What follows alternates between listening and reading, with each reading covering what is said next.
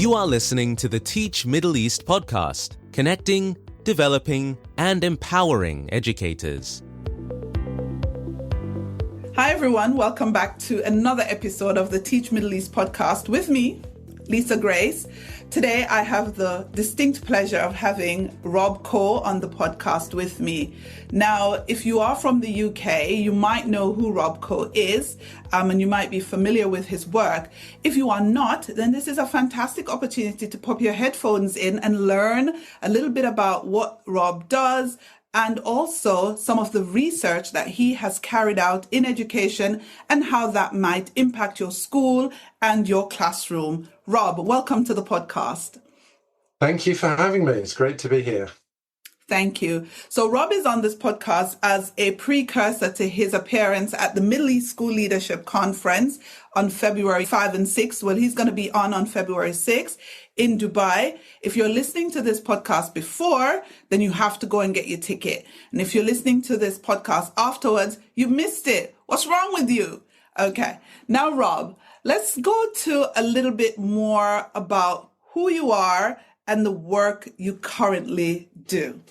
Okay, yeah. So who am I? Well, I am what I currently do. Let's start with that and maybe work backwards. So I'm the Director of Research and Development at a group called Evidence-Based Education. We're a small startup in the northeast of England, and we're all about trying to help teachers to understand, engage with, respond to research evidence about best practices in teaching and school leadership and understanding the teaching and learning process and so on. So I would say our main focus is on professional learning for teachers and school leaders, trying to build expertise in the system so that people get better at what they do. And I've been at evidence-based education for about 5 or just over 5 years. And before that, I was a professor of education at Durham University. And before that, I was a teacher, maths teacher in secondary schools. So that's kind of my CV. I like it. I'm tempted to talk only about your maths teacher days because the people who listen here, they know I like maths teachers. We do a maths teachers conference, which has now rolled into a STEM conference. And in my time in schools, I would always be sitting either with the design technology teachers in the staff room or the maths teachers because they were like the most fun. Yes, well, we a peculiar group, I guess. I mean, I still identify in many ways as a maths teacher.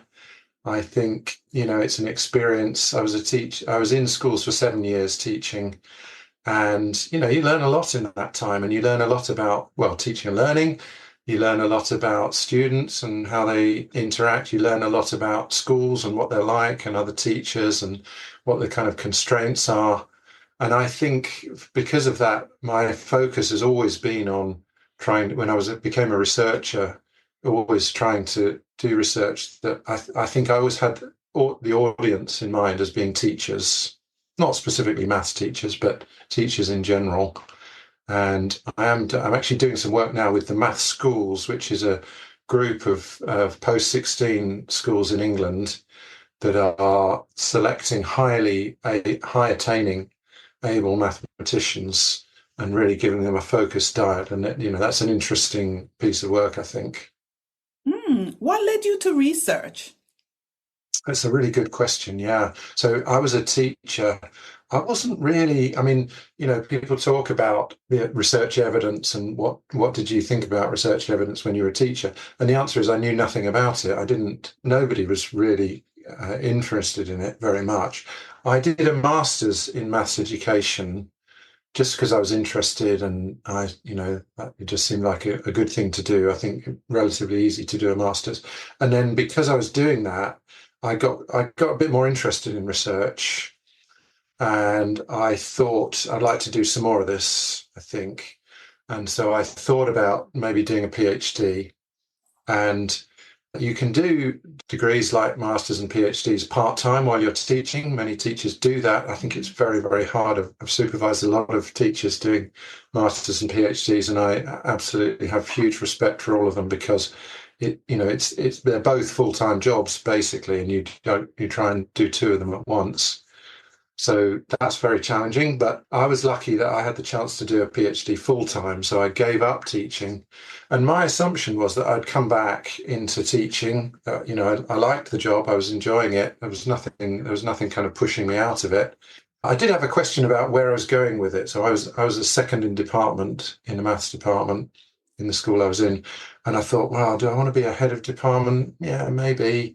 Do I want to be an assistant head or a deputy head? Don't think I do really. So I couldn't quite see myself going down that route. And therefore, I suppose I was a bit thinking, I wonder what the career progression is next year. But anyway, I just thought, I've got an opportunity. I'm going to do this 3 years of research. It's an indulgence. That's what it was. It felt like just a fun time to wallow around in research for a few years. And my wife was working, so she could support me. We didn't have any children then. So it was an opportunity that I could be unpaid for or pretty much unpaid. And I did my PhD. And then I did enjoy it. And it led to me applying for a job in the university where I'd done my PhD in Durham and carrying on as a researcher. That certainly wasn't the plan when I started on it, but I really loved research, and I just thought this is a great thing to be able to do. So how has your experience then as a mathematics teacher, how has that shaped your approach to evidence-based education, particularly in making research practical for teachers? Because we look at the papers and we're like, oh my God, how do we translate this into the classroom? Yeah. So I think most academics, if you ask them, who's the audience for your research, they'll say other academics. And that is the way, that's the environment you're in. You're writing papers to submit to journals that are read by other academics, at best, actually, because most papers in most academic journals never get cited by anyone. They may get read, but then literally the modal citation number is 0, the most common number of citations for academic papers. I know. So you think, right, well, who's going to read these things? You give papers at conferences, you interact with other academics through peer review, lots of other stuff like that. So that's who your audience is. And that's who, within the university system, your career, your status depends on the esteem that you have within that academic community among other scholars, other academics. So you're writing papers for other academics. And so when you read those academic papers, you think, well, did this person deliberately make this incomprehensible? Or was it just did they not realize that a normal human being couldn't possibly read this? And I think that's, you might argue, well, if you're studying quantum physics or something, okay, members of the public are not going to be able to pick up those journals and make sense of it because it is quite technical. And, that would be true in a lot of disciplines. But in a discipline like education, which is, if it matters at all, it matters because it impacts on people's lives, children in school, students, teachers. We all interact with education, every member of society pretty much in some way.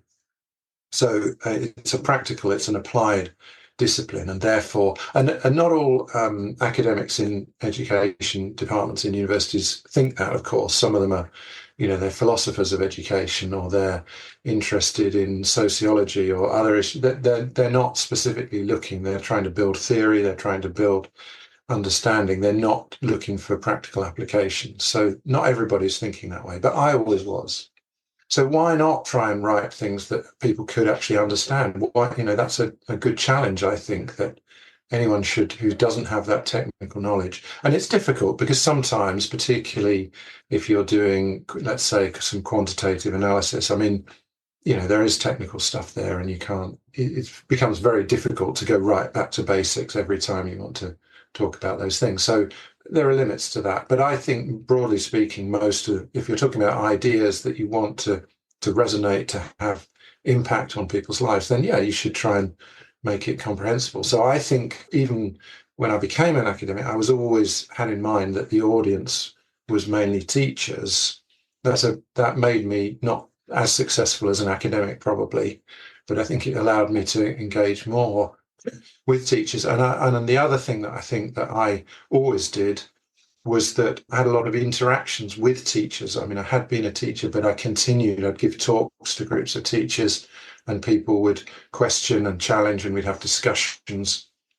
I want to know, well, what's going on in schools? What are the issues and what are the barriers? What are the opportunities? Why are you doing these things? Why are you not doing these things?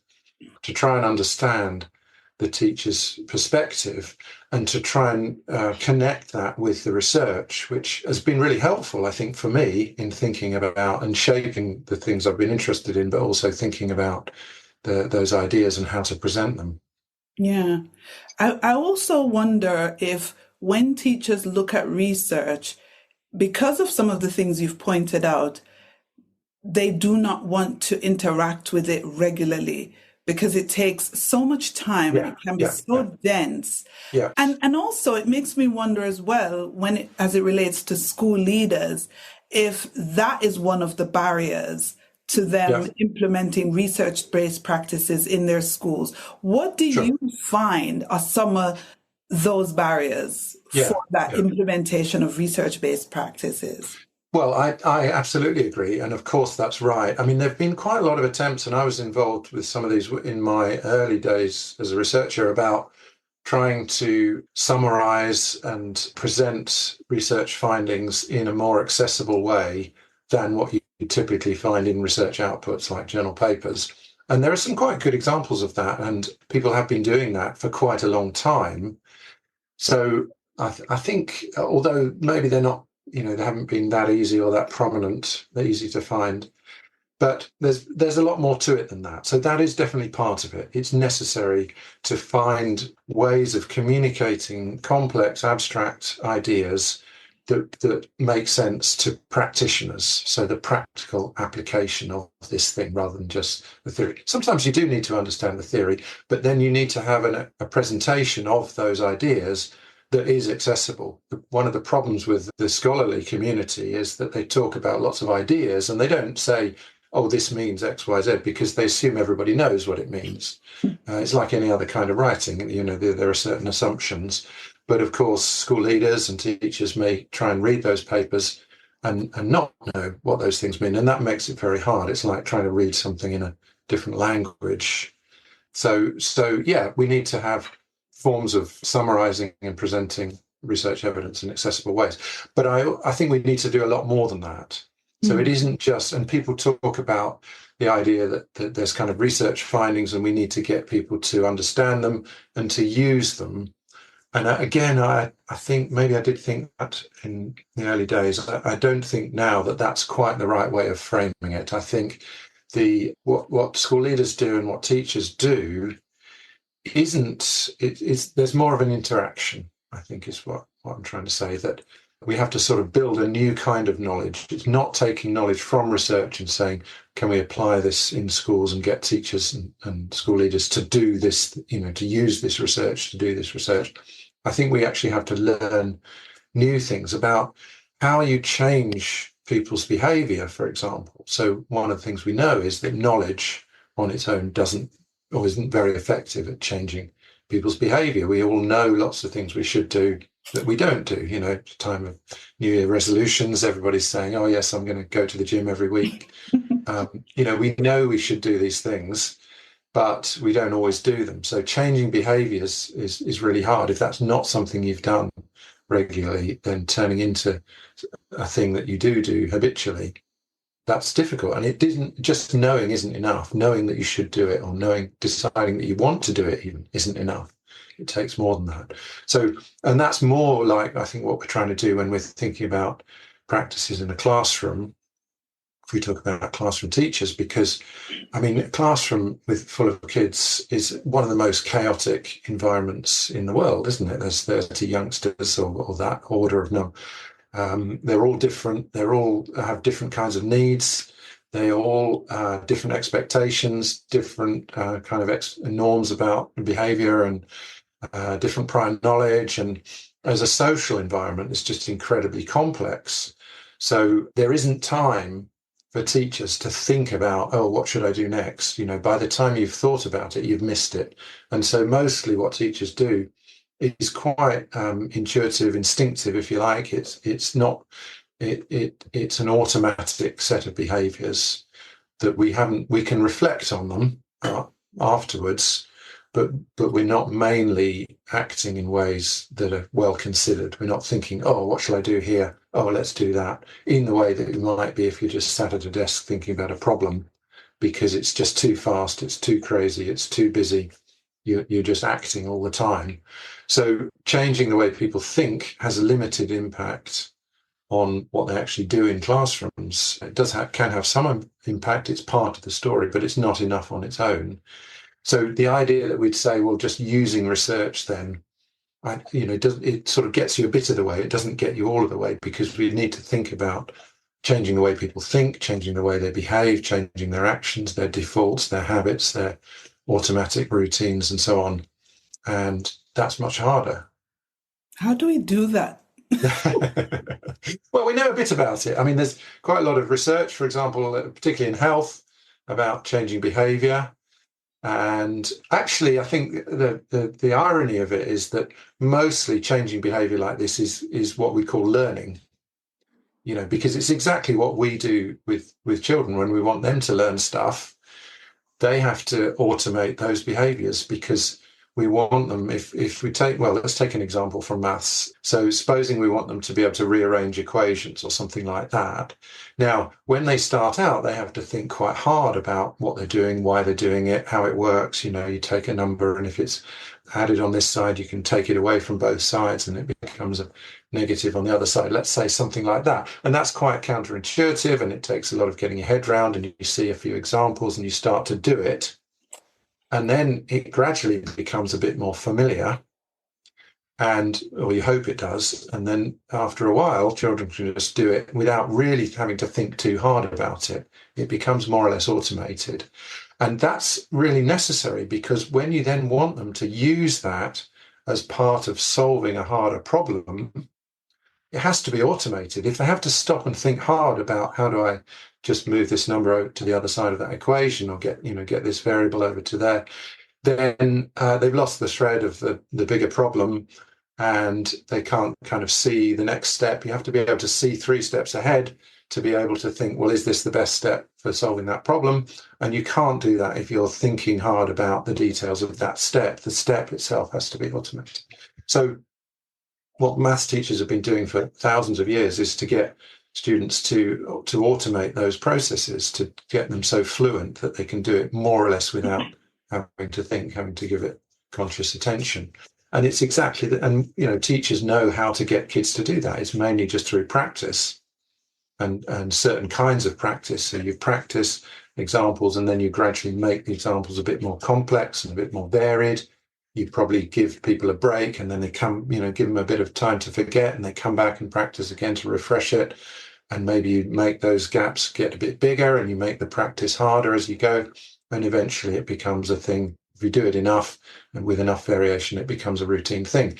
And I think it's exactly the same for how teachers learn to do things like, I don't know, let's say to use mini whiteboards in a question and answer session, where you're getting every child to write on the mini whiteboard their answer, and then they all hold them up at the same time. And just learning the technique of doing that. The first time you try it, it probably doesn't work very well, and the kids don't know what to do. You haven't quite told them exactly enough, but then after a few goes, you get better at it. And then if you do it enough times, it becomes a routine, and it becomes just something that everybody knows how to do. And you don't really even think about it. It just becomes more or less automatic. And I think it's much the same as learning to rearrange an equation, or learning about, I don't know, the carbon cycle, or any of the stuff that we try and teach youngsters. It's about repetition and automation. And one of the things that I think is really interesting in terms of helping teachers is about, some people have called this rehearsal, the idea that you can practice a thing not just in the lesson, but in a simpler and perhaps safer space than in a lesson full of kids. So that might be practice it in front of a mirror, or practice it in front of a video camera and then watch it back. So that's a safer space, because you're the only person who can see it. And if it's terrible, you can just, delete the video. If it's also safer, because if it is terrible, it doesn't matter to anyone. No one's going to be affected. It's not like a lesson where if you give you do something really badly, then you've got to dig yourself back from that. So safe and simple as far as rehearsal goes is a good thing. And again, that's exactly what we do with kids. We give them nice, simple examples to begin with, and then we gradually build up the complexity once they get that fluency with the simple ones. Yeah, which kind of leads me into the Great Teaching Toolkit, because that identifies the dimensions of great teaching. Help me out.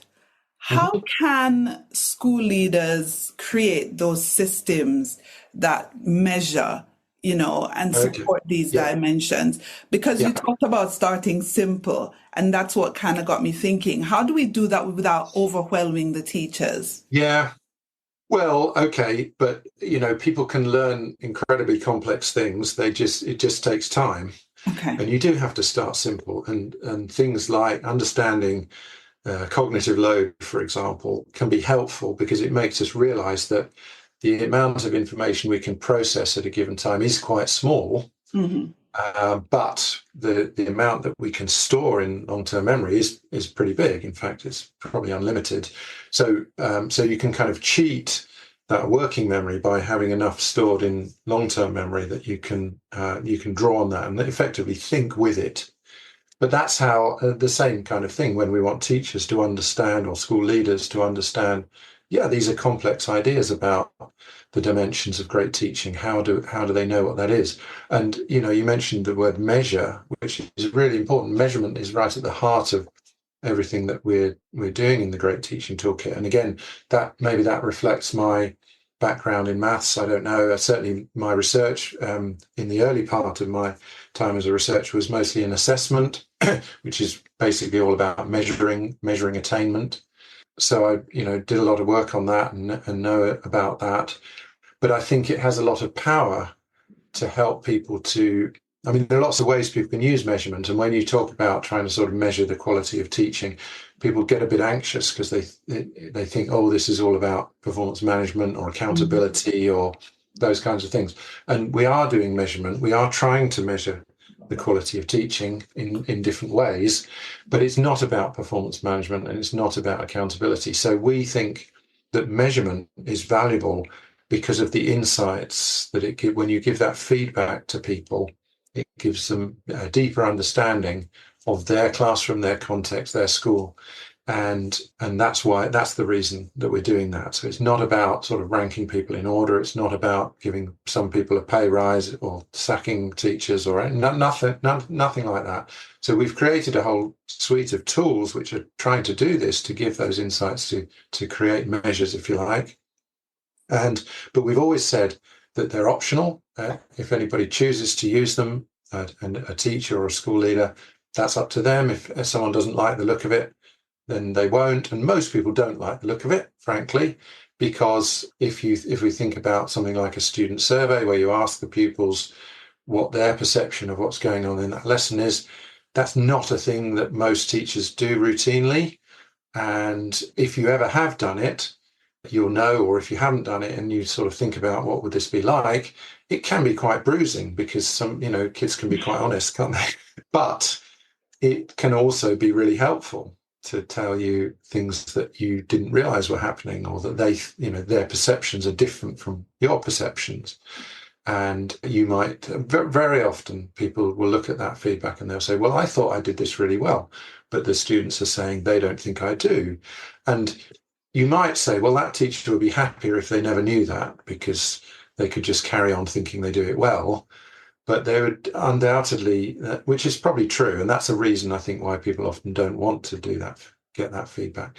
But they'd be a better teacher if they do get the feedback, because they'll then understand, they'll have a more realistic picture of what's actually happening, which is that they probably don't do it as well as they thought. And they'll also be much better equipped to try and address that and do something about it and improve it.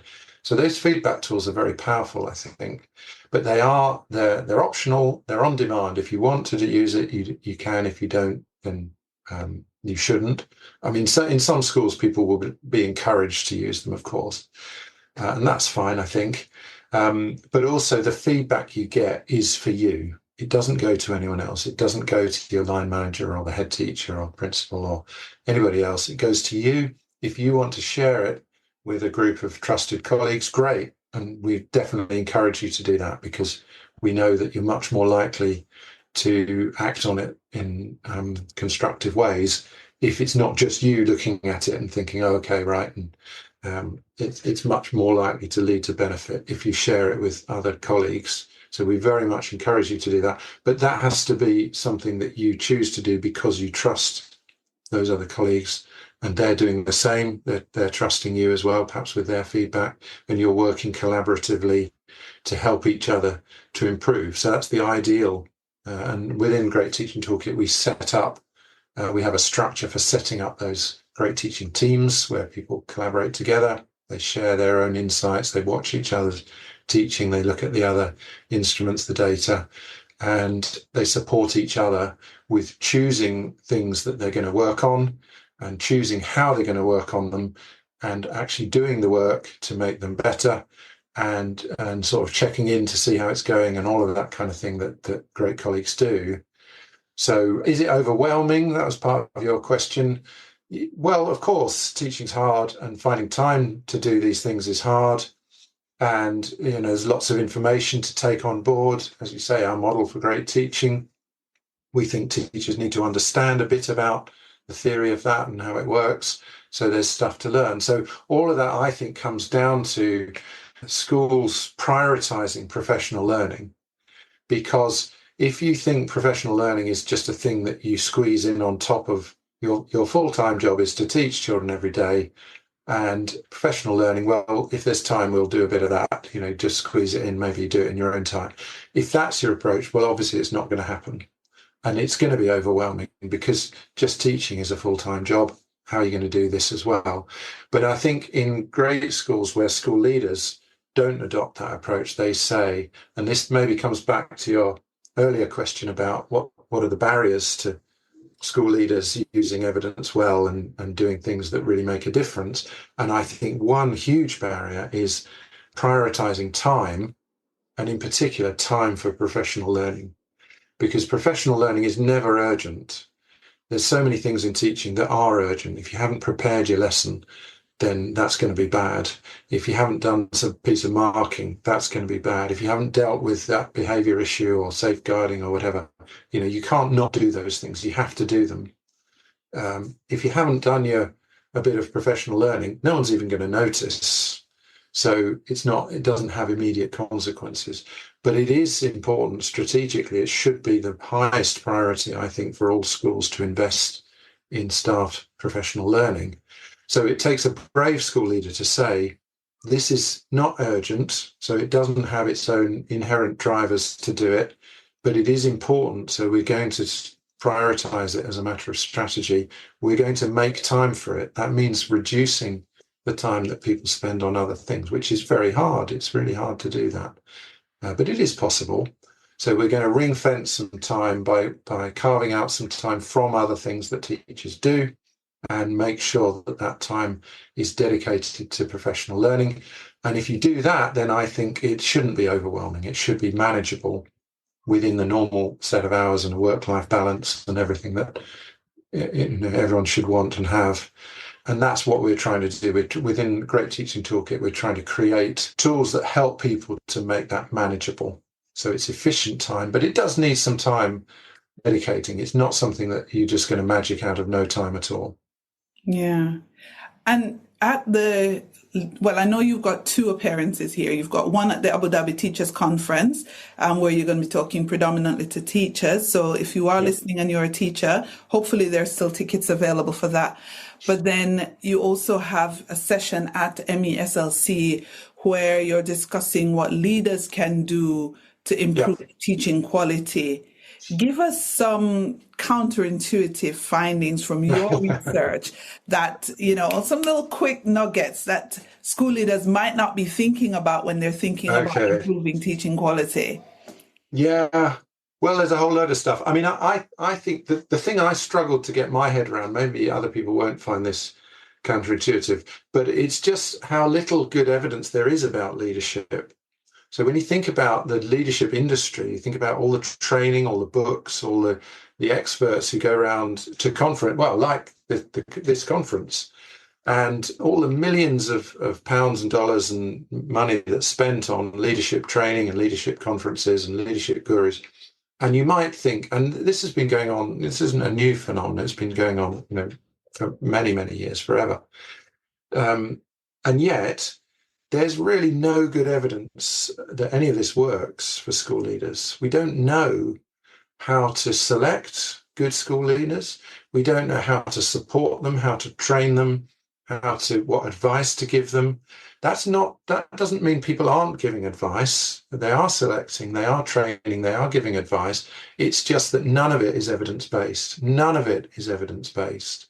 There are no good studies that say, if you get leaders to do this particular course, then they end up being better. Being better for me means that the students in their schools learn more. That would be my criterion. So there might be other criterions. The leaders are happier. They feel more confident. There are a lot of studies that show you can do things that make leaders feel more confident. But actually to impact on learners in the school, no evidence at all of anything. So we're just completely ignorant, despite more than 40 years of research, many, many events, conferences, gurus, books, leadership training. We actually don't know what works in relation to leadership, which is extraordinary. So we've got to go with best bets, which I think are really focusing on what's happening in classrooms. That's the most important thing. Would that be counterintuitive? I mean, it's not what every leader does. I think leaders get absorbed in the business of running a school and things like, building a vision and all of that sort of strategy, high level stuff. They can easily get caught up in that. I think they can also easily get caught up in day-to-day stuff like, there's a leak in the roof, we need to get someone in to fix it, that type of thing. Our toilets are blocked again. That, the management of quite sort of low-level management stuff. And actually, the thing that matters above all of those is what's happening in classrooms. What are teachers and other adults in the classroom doing? And what kinds of expertise do they have? And what kinds of interactions are they having with the youngsters? And what can I do as a leader to support those? What can I do to build that expertise? What can I do to make classrooms more effective? And there are some things there is some evidence that points to some things. So things, professional development, obviously that's one. I've said that already, emphasizing that. Making sure collaboration is effective. There is some evidence that shows where you get collaborative cultures, students do better and teachers are happier. Trust is obviously part of that. Having the right incentives so that people think that what matters is what really matters. It's not just creating lots of paperwork so that we've covered our backs here. It's about doing things that genuinely make a difference to valued outcomes, which are mostly about children's learning. So aligning those incentives with the actual intended goals, those kinds of things. So some of those things do make a difference, we think, but it's a really patchy space where the evidence is much more limited than really it should be. So I know I asked for counterintuitive thing, but when you look at school leadership, what is the one action that a school leader can take that you think would move the needle the most? Right. So the one action that moves the needle the most, beyond doubt, I don't think there's really any competitors for this, is sorting out professional development. The problem with it is, as I say, it's never urgent. So it gets pushed out by other things, but that's the job of a leader, is to say, well, what's important? Let's make sure that important stuff happens. It's not just to go with what's easy. So it's always important, never urgent. And so we need to make sure it doesn't get pushed out. The other thing about professional development is it's not the quick fix. So if you're a school leader and you come in and the school's a mess in different ways and you need to turn it around in 6 months or a year, then professional development is not going to do that for you, because it's more of a slow burn. If you want to be the best school in the Middle East in 5 years' time, well, then yes, professional development. That's, beyond doubt, that's the thing you should focus on, getting that right. How do we support and build the expertise of professional teachers? And some of that's about recruitment as well, of course. Some of it's about retention, but a lot of it is about taking the staff you've got and making sure that this time next year they're more expert than they were on the 10th of January. How? Well, okay, so that's exactly the stuff that we've tried to condense into the Great Teaching Toolkit, taking that best evidence. So the short answer is, use the Great Teaching Toolkit. A bit more detail is to say, what's the evidence about best professional development? The best review is the one that was commissioned by the Education Endowment Foundation by Sam Sims and colleagues from about 3 years ago. And they say they focus on the mechanisms by which professional learning has an impact on children's outcomes. And they identify 4 mechanisms they talk about. We actually changed the presentation of this a little bit when we use it in the Great Teaching. So we talk about goals, making sure that teachers believe that they can get better. That's another challenge with professional development. Most teachers have experienced professional development. Most teachers, it hasn't been great. And they just think, well, deep down, I don't really believe that this is going to make me a better teacher, because that hasn't been what they've experienced. So goals is about changing that. It's about changing those beliefs and getting people to set a goal that says, yes, I'm going to work on this thing. Yes, I'm going to get better at this thing, knowing that if I get better at this thing, that means kids are going to learn more. So every teacher in every school should have a really clear goal for their professional learning. Over this 6 weeks, I'm going to get better at responding to, if I ask a question and I get answers, I'm going to improve how I involve the whole class in that process, let's say, or something specific like that. So that's the first one, goals.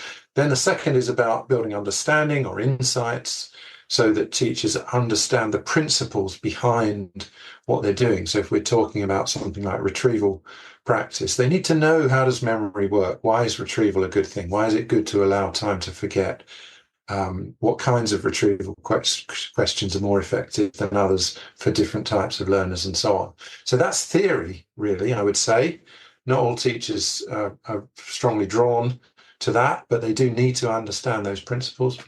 The third is skills, which is the practical thing of actually doing it, being able to actually manage a retrieval quiz, keeping it short, keeping it tight, making sure everyone engages, making sure they get good feedback, making sure you follow up, actually just managing it with a group of kids. And that's where the rehearsal stuff comes in, and practicing and getting feedback and repeating it again and again and again until it becomes automatic. And that's the fourth one, which is about embedding to make it habitual. So making sure you repeat it enough times, making sure you keep coming back to it, because too often professional development, we hear say, oh, this term we're all going to focus on language or literacy, let's say, or something like that. And everybody does training on literacy. And then next term it's something else. And if I came back in a year, would I see any impact of that literacy? No, because we've moved on. And obviously that means it's had no impact. If there's no evidence a year later of any change, then it hasn't worked. You've done it. You can tick it off. You can say, oh, everyone engaged in this process, but unless it has long-term sustainability, then it hasn't worked. So making sure these things get embedded, they become habitual, routine, automatic part of everyday practice. So it's those 4 things: goals, understanding, skills, and habits. And we talk about GUSH, G-U-S-H, to remember how that is: goals, understanding, skills, and habits. So that's what the evidence says PD should look like. And if you're looking at how you frame professional learning in your school, then compare it with that. Does every teacher have a goal? Do teachers spend time reading and thinking and discussing to build their understanding and questioning them? When we want children to learn hard ideas, we make sure they have to answer questions about it. They don't just read stuff, they have to answer questions and produce work, write essays or whatever. So teachers have to do the same thing in order to build their understanding. Skills come through practice, yes, in rehearsal spaces, but also in real classrooms. Embedding comes from making sure that we follow up and repeat and make sure these things become fully automated. So if your CPD offer is not doing all 4 things, then it's not going to work as well as it could do. And you need to think about, well, how can we address those?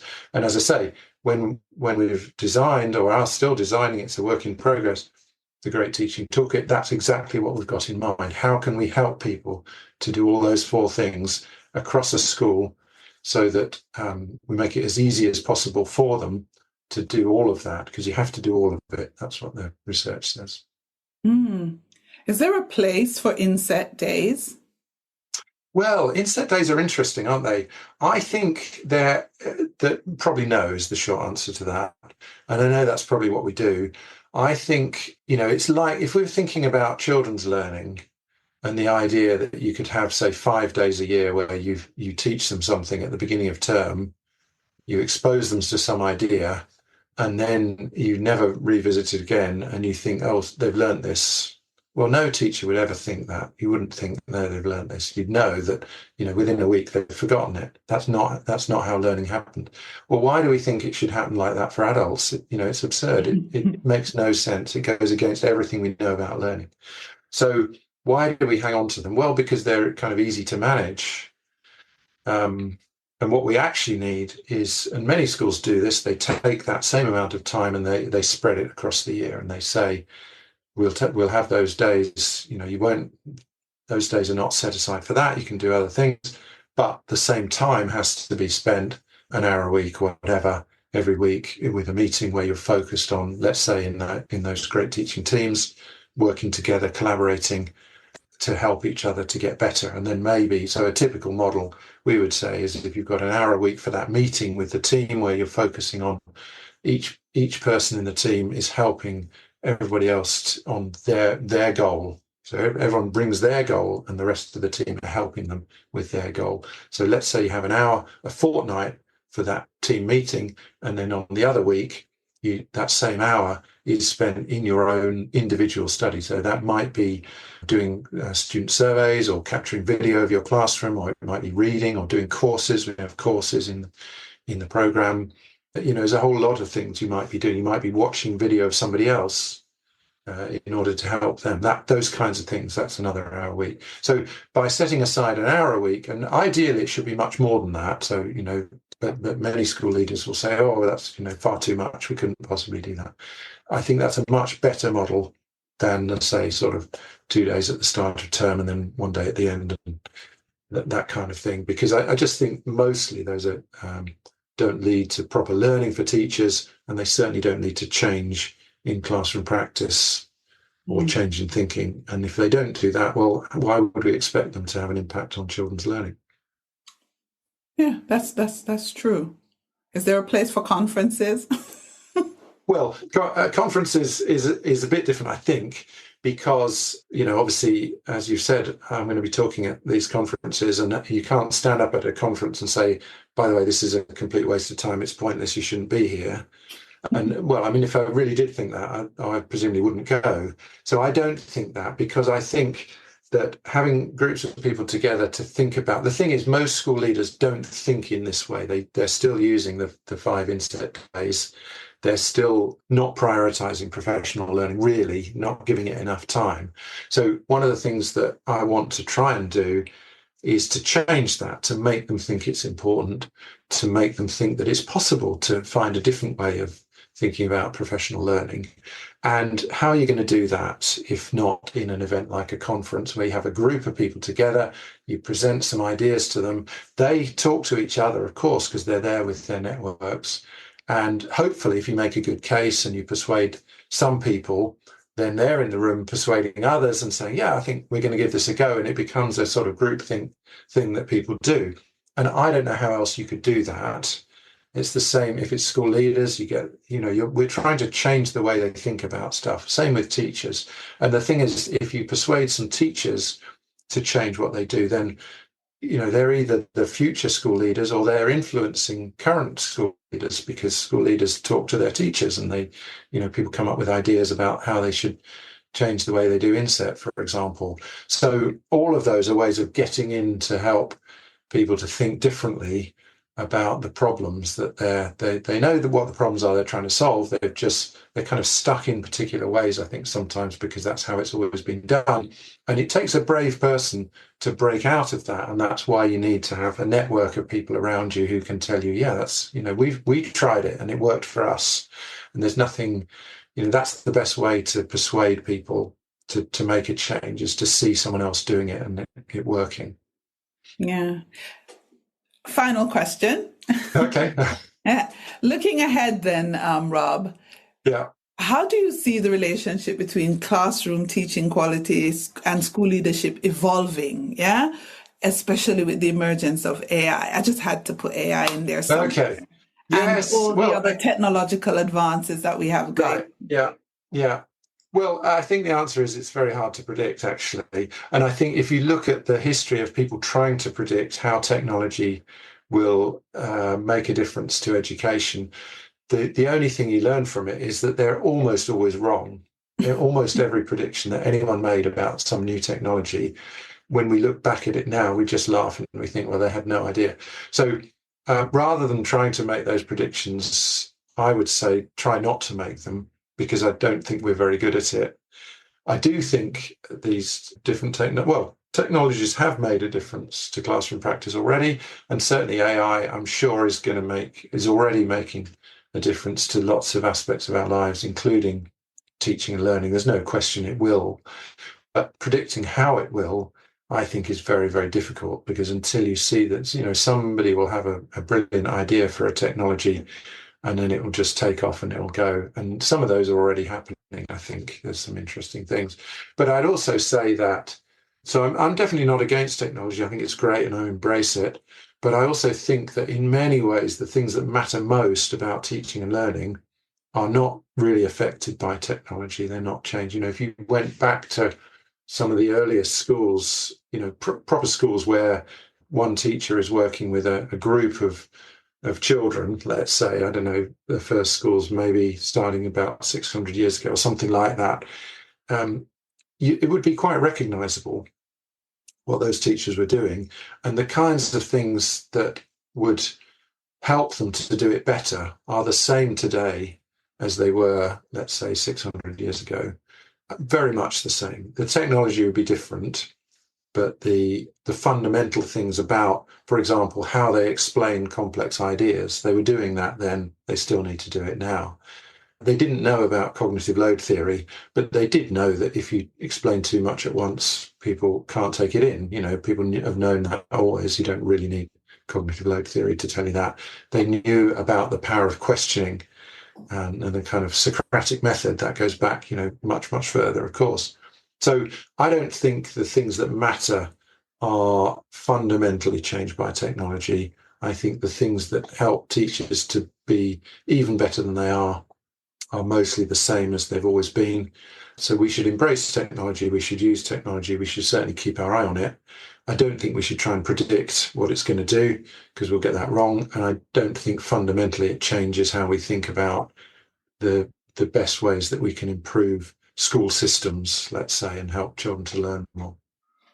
That's a great place to end the podcast, Rob. Thank you so much. Well, thank you. It's been a real pleasure. Where can people find more information about evidence-based education and the work you're doing? Yeah, okay. Well, yeah. I mean, if you just search for evidence-based education, it's all on our website, and information about the Great Teaching Toolkit. And if you're interested in it, obviously we do demos, and we can show it to you. We can come out while we're out in the UAE for a week at the end of January, beginning of February. So I know we've got some meetings scheduled, but if anybody else wants to catch up there, they've still got a bit of time to do that. So that'd be really good. Brilliant. I will link to evidence-based education in the show notes. And remember, you can catch Rob at the Abu Dhabi Teachers Conference and the Middle East School Leadership Conference. One is on February 1 and the other is on February 6. Thank you so much. Thank you for listening to the Teach Middle East podcast. Visit our website, teachmiddleeast.com, and follow us on social media. The links are in the show notes.